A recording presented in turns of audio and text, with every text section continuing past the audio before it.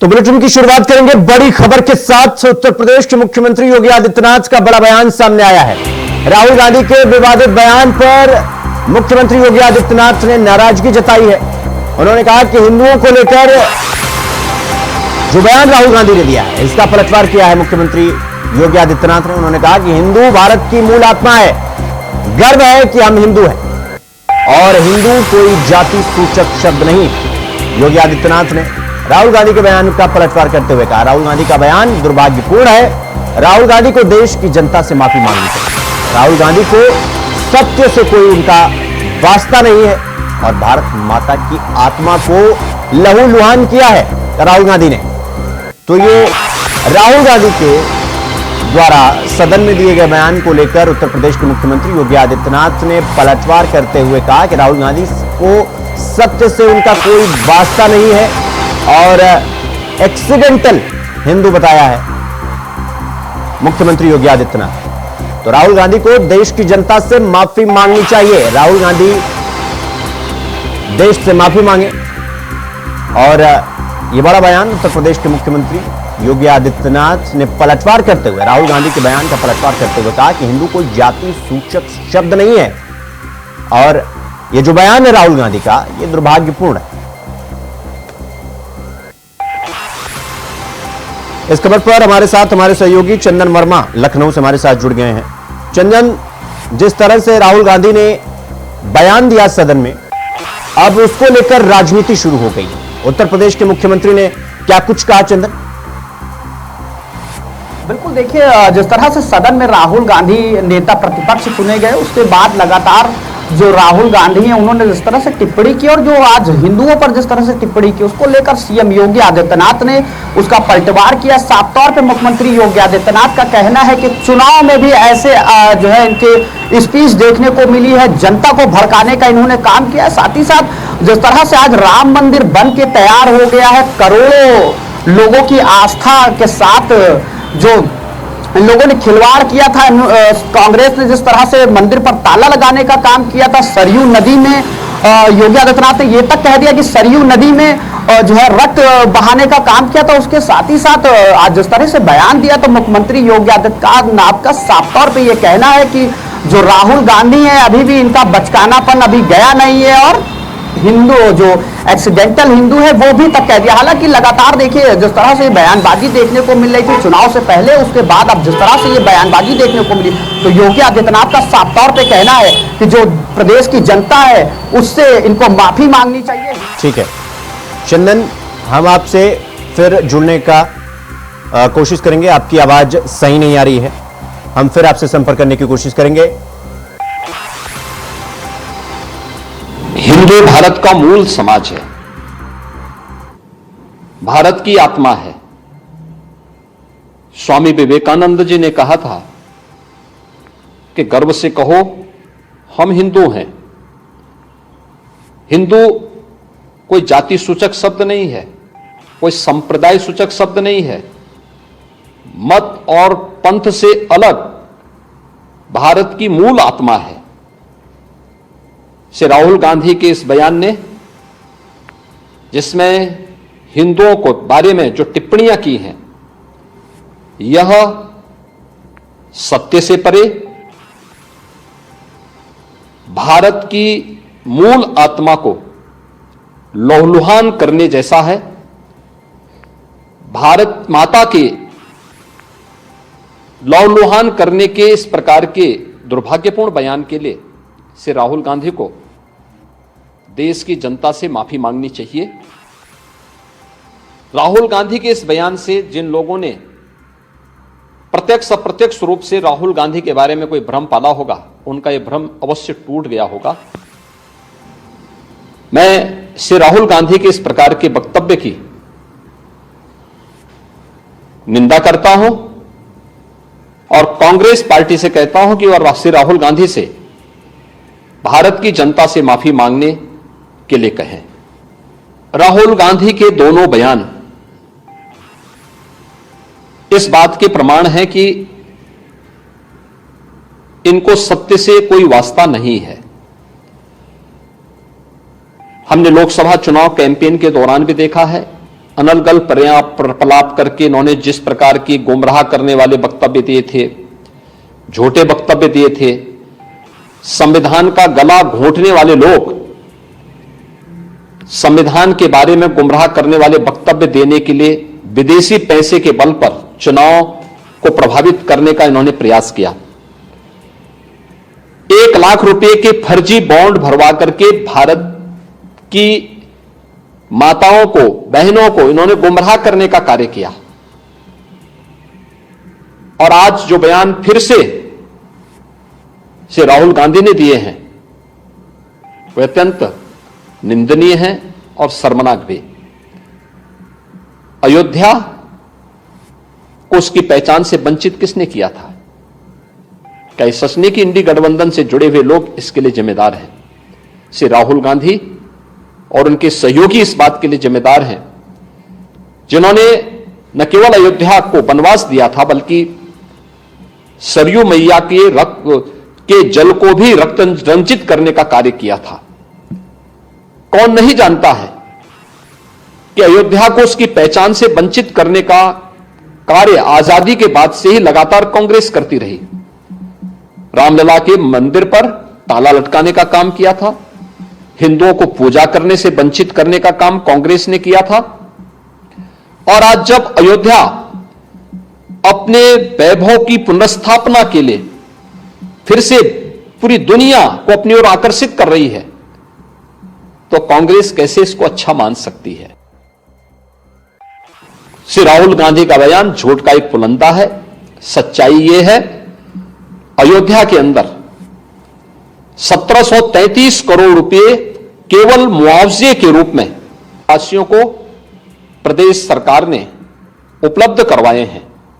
चाहे वह भक्ति पथ हो, राम पथ हो, जन्मभूमि पथ हो, चाहे वह एयरपोर्ट के निर्माण का हो, चाहे वह 14 कोसी परिक्रमा के मार्ग का हो, एक एक वहां के नागरिक को जिसके नाम पे जमीन थी, जिसके नाम पे दुकान थी, जिसके पास दुकान का पोजीशन था, उन्हें प्रॉपर कंपनसेशन दिया गया। प्रॉपर कंपनसेशन देने के साथ ही जो दुकानें थी जो अपने पीछे दुकान बना सकते थे उनके लिए उस प्रकार की एफआईआर में छूट दी गई। जिन लोगों के पास उस प्रकार की स्पेस नहीं थी उनके लिए मल्टी लेवल कॉम्प्लेक्स बना करके वहां पर उन्हें शॉपिंग कॉम्प्लेक्स में उन्हें स्थान देने की कार्य को आगे बढ़ाया गया। श्री राहुल गांधी के बयान सत्य से परे हैं, झूठ का एक पुलंदा है।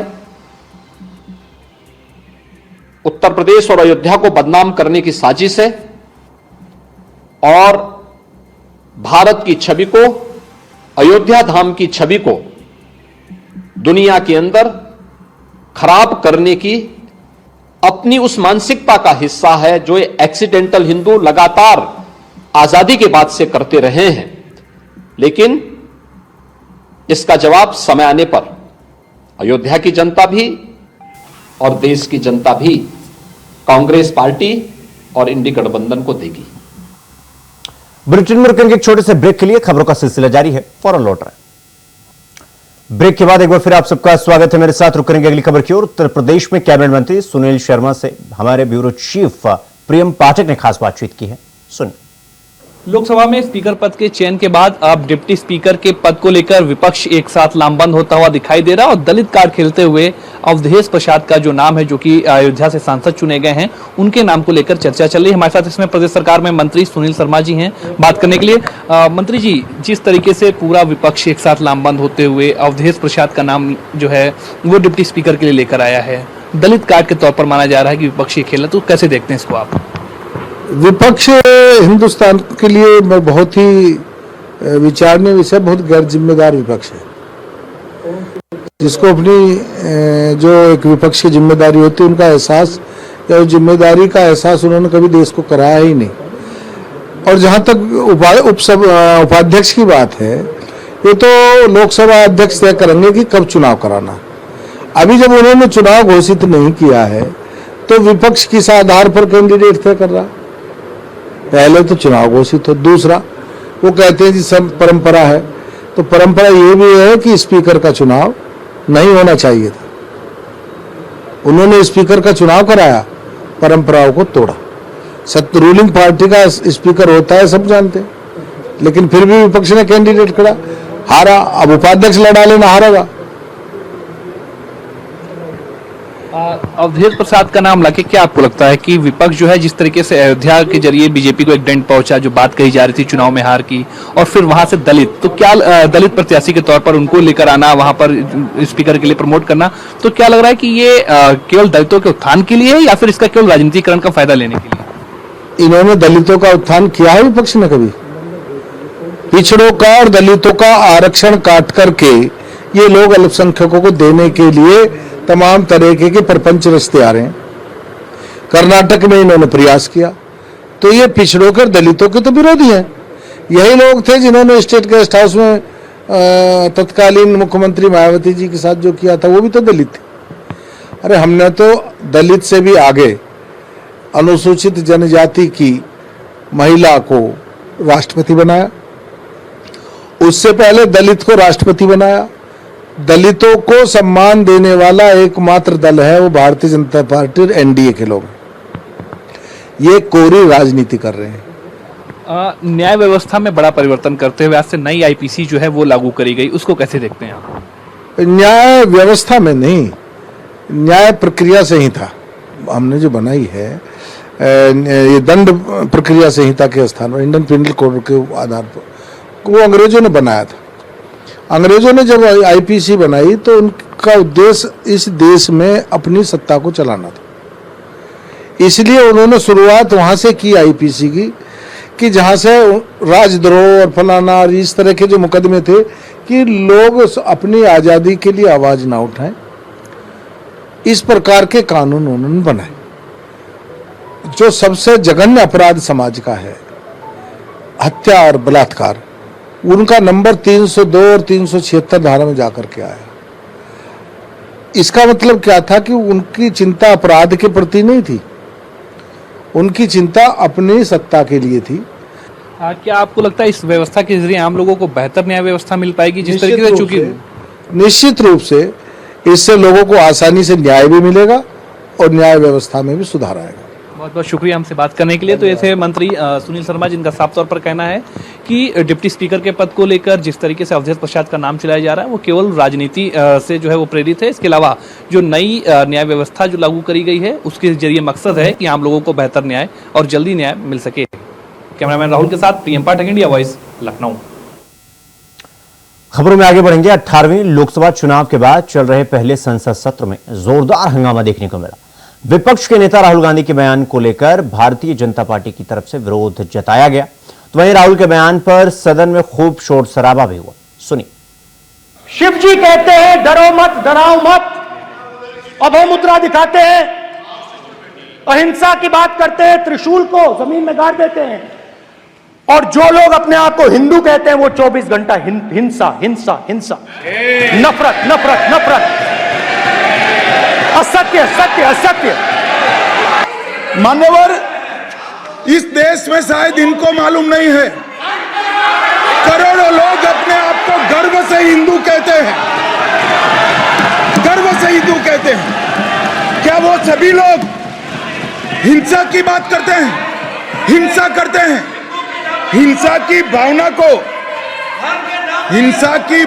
को किसी धर्म के साथ जोड़ना, और ये सदन में और संवैधानिक पद पर बैठे हुए व्यक्ति ने, मैं मानता हूं मान्यवर, उन्होंने इसकी माफी मांगनी चाहिए। शिव जी कहते हैं डरो मत, डराओ मत, अभय मुद्रा दिखाते हैं, अहिंसा की बात करते हैं, त्रिशूल को जमीन में गाड़ देते हैं, और जो लोग अपने आप को हिंदू कहते हैं वो 24 घंटा हिंसा हिंसा हिंसा, नफरत नफरत नफरत, असत्य सत्य असत्य। विषय बहुत गंभीर है, पूरे हिंदू समाज को हिंसक कहना ये गंभीर विषय है। स्पीकर सर, ये चित्र पूरे हिंदुस्तान के दिल में है, पूरा हिंदुस्तान इस चित्र को जानता है, समझता है। Everybody knows this. image. Speaker sir, why I got this image is because there are certain ideas in this image that we defend, that the opposition defends. The first idea in the image that we defend is the idea of confronting our fear, of never being scared.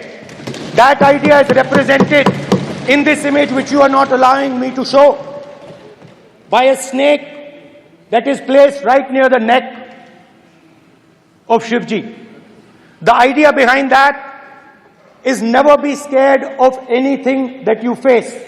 In fact, Shivji places death 1 inch from his neck.